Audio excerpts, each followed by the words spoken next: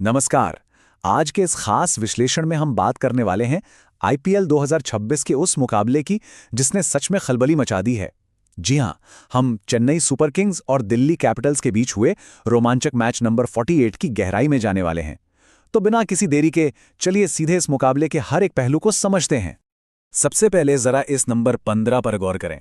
टी20 जैसे तेज तर्रार फॉर्मेट में 15 गेंदें शेष रहते मैच जीत लेना कोई छोटी बात नहीं है। ये सिर्फ एक जीत नहीं थी, ये चेन्नई सुपर किंग्स का पूरी तरह से दबदबा था। 8 विकेट से मिली इस शानदार जीत में लक्ष्य को इतने पहले हासिल कर लेना साफ दिखाता है कि ये मैच कितना एक तरफा था। और सोचिए नेट रन रेट पर इसका कितना जबरदस्त फायदा हुआ होगा। तो चलिए सबसे पहले मैच के इस पूरे सेटअप और सीजन डबल की कहानी को देखते हैं। ये मुकाबला 5 मई 2026 को दिल्ली के अरुण जेटली स्टेडियम में खेला गया था। और देखिए, टूर्नामेंट के इस मोड़ पर दोनों ही टीमों के लिए दांव बहुत ऊंचे थे। अगर हम दोनों पारियों की तुलना करें तो ये सच में दो हिस्सों की कहानी लगती है।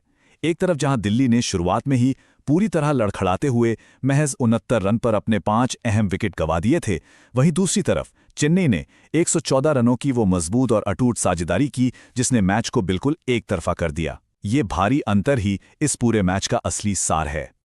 अब जरा दिल्ली कैपिटल्स के उस शुरुआती संघर्ष पर बात करते हैं जिसने उन्हें पूरे मैच में पीछे धकेल दिया। जरा सोचिए, स्कोरबोर्ड पर महज 69 रन्स हैं और आधी टीम पवेलियन लौट चुकी है। दिल्ली का टॉप ऑर्डर तो जैसे ताश के पत्तों की तरह बिखर गया था। शुरुआती ओवरों में ही 5 अहम विकेट खो देना ये किसी भी टीम को पूरी तरह बैकफुट पर धकेलने के लिए काफ़ी है। और सच कहें तो इस तरह के बड़े झटकों के बाद किसी भी टी20 मैच में एक विशाल स्कोर खड़ा करना लगभग नामुमकिन सा हो जाता है। लेकिन कहते हैं ना, क्रिकेट अनिश्चितताओं का खेल है। समीर रिजवी के नाबाद 40 रन और ट्रिस्टन स्टब्स के 38 रनों ने टीम को वो जरूरी सहारा दिया जिसकी उस वक्त सख्त जरूरत थी। इनकी सूझबूझ भरी साझेदारी की बदौलत ही दिल्ली पूरे 20 ओवर खेलकर 155 रनों के एक सम्मानजनक टोटल तक पहुंच पाई। कम से कम उनके गेंदबाजों के पास लड़ने के लिए बोर्ड पर कुछ रन तो आ गए थे। अब रुक करते हैं उस चीज का जिसने इस जीत की नींव रखी, यानी चेन्नई सुपर किंग्स का शानदार बॉलिंग डिस्प्ले।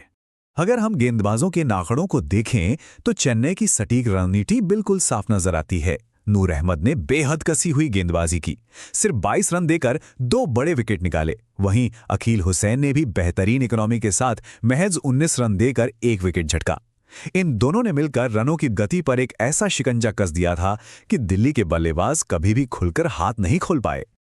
और अब बारी आती है मैच के सबसे रोमांचक हिस्से की, संजू सैमसन की इस शानदार पारी की जिसने पूरे रन चेस को कंट्रोल किया। संजू सैमसन की ये पारी सच में टी20 क्रिकेट की एक मास्टर क्लास थी।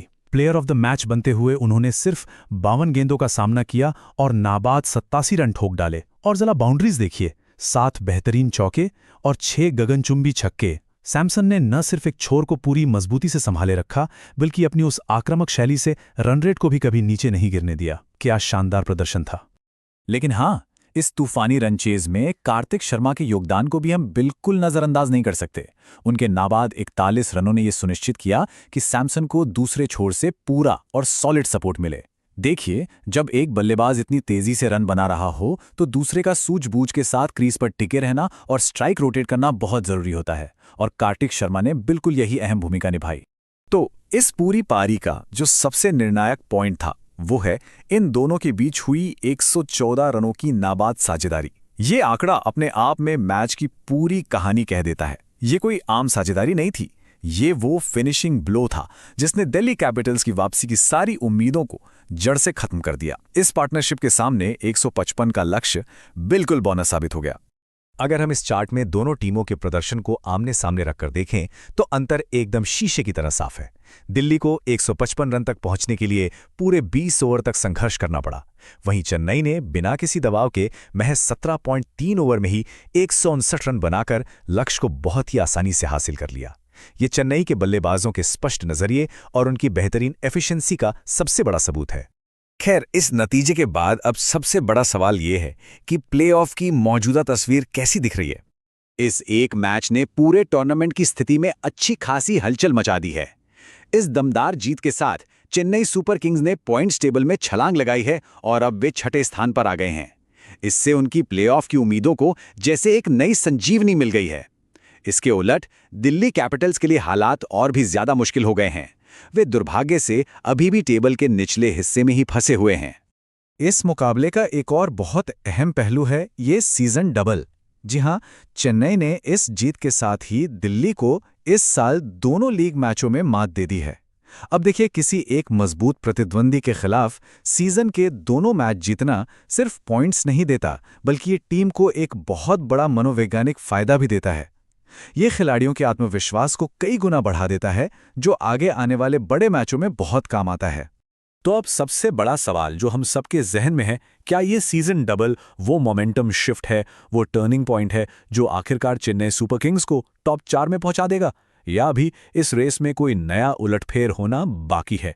प्लेऑफ की दौड़ अब अपने चरम पर है और आगे आने वाले मैच वाकई बहुत ही ज्यादा रोमांचक होने वाले हैं। आज के इस विश्लेषण में हमारे साथ जुड़ने के लिए आपका बहुत बहुत धन्यवाद। आगे के मुकाबलों पर अपनी नजर बनाए रखेगा।